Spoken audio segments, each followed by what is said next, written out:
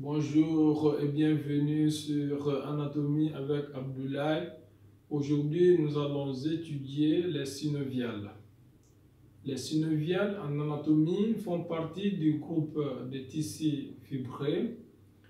Les synoviales sont des structures anatomiques qui tapissent la face profonde des capsules articulaires et des pièces osseuses intra-articulaire jusqu'à la limite du cartilage hyalin.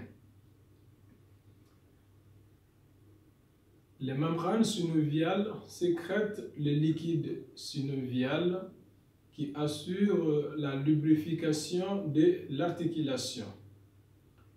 En fonction des contours de la capsule, on pourra observer au niveau des membranes synoviales qui tapissent la face profonde de la capsule articulaire, des cul-de-sac synoviaux.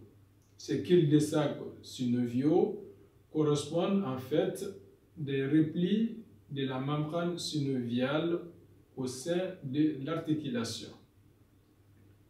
La membrane synoviale se réfléchit également autour des tendons ou des ligaments comme les ligaments du biceps, du long biceps à l'épaule, le ligament de la tête fémorale au niveau de l'articulation de la hanche, c'est-à-dire l'articulation coxo-fémorale,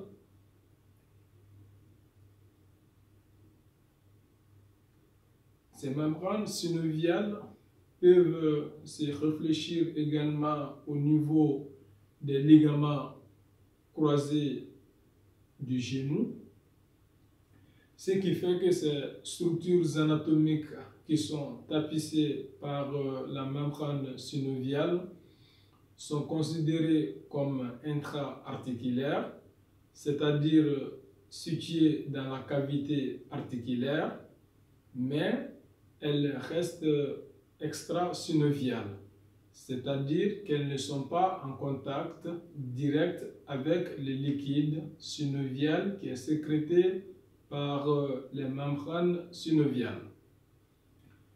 En anatomie, il ne faudra pas confondre les membranes synoviales avec les gaines tendineuses et les bourses séreuses. En fait, les gaines tendineuses sont en principe situées sous les rétinaculums. Elles permettent d'améliorer l'effet poli au sein de cette structure fibreuse.